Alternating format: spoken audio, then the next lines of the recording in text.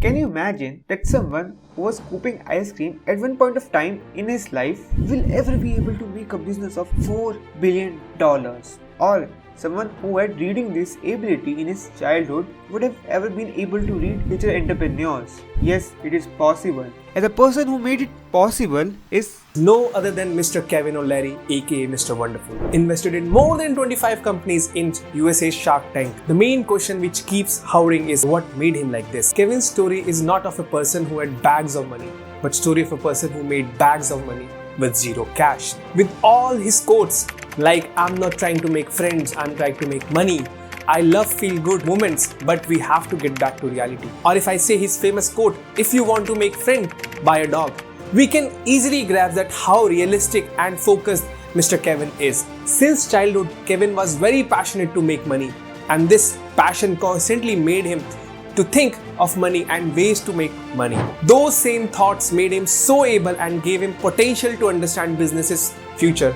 As a result, he became a co-founder of SoftKey's $4 billion business, and it showed how our burning desire can bring our dreams true. The story of his burning desire ignited from a negative experience that he had on a couple of days at his job, which was an ice cream scooping job. And there on the second day, he was asked to scrap gum out of the floor, which was something that is not a part of his job. Therefore, he walked out of the shop and made a decision that in his life, he will never ever work for anyone else. Until today, he didn't work for anyone else. Kevin's story teaches us what a burning desire can do to us if we are truly passionate to have it. Kevin had reading disability in his childhood, but now he had invested in good businesses which gave him a multi-bagger return. Only because he had a very strong burning desire that he doesn't want to work for money. He wants money to become his workforce. As a result, he became a co-founder of a SoftKey $4 billion business. When he was in college, he met a person who pitched him the idea of SoftKey. Kevin's business acumen didn't waste any time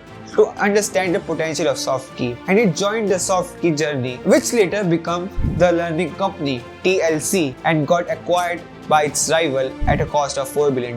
In his early childhood, Kevin lost his biological father, so he says he got a lot of financial learning from his mother, who ran a business as an executive. His mother was a very skilled investor, investing a third of a weekly paycheck in large cap dividend paying stocks and interest bearing bonds, ultimately achieving high return in her investment portfolio. She kept her investment portfolio secret, so Larry only discovered his mother's skills as an investor after her death. And many of Kevin's investment lessons also come from his mother, including commitment to save 1/3 of his money. After his biological father's death, his mother remarried to an executive of International Labour Organization, which gave him a world exposure because this role of his father required him to do multiple country visits. His stepfather also played a very pivotal role in creating what Kevin is now. He used to give him very strict advice in his childhood, and a famous one of them was put down your guitar and pick up a book. His stepfather always wanted a better career for him, so his constant advice made a mindset to Kevin what he was now and where he should put focus on. Kevin is not only a good entrepreneur but also a very good guitarist, and this love of music for him was a very crucial, as he says. He also says he will never invest in a person who is workaholic. His belief is that someone must have love for art, music or second and other than business, because it gives you zones to focus and detox stress. And this is something that we can not only see in Kevin but many people who have achieved success in their life. For example, Leonardo da Vinci was good in art and science. Gary Keller, famous real estate investor and author of bestseller The One Thing, has passion to play guitar. The scientific reason to spend pastime in activities like arts or sports is that it gives you focus training and detox stress. Imagine you are planning to kick the ball for the goal. At that very moment, you were totally focused on the ball and the goalpost only. This is a focused movement, and your other stresses will also not disturb you, so they are out of your mind. Same way, if I ask you to take a piece of paper and just cut it from corner to corner in red, at first you feel bored, but there will be a point where you are just focused on painting and no other thought will come into your mind. In some way, it's similar to meditation, and this is the secret of highly successful people, that they spend time in things like art and sports. Mr. Wonderful really did wonders in his life with his burning desire and perseverance. And after Kevin's story, we sometimes may think that Kevin's story would be an exception, that he made money with zero cash. Have anyone else really did that?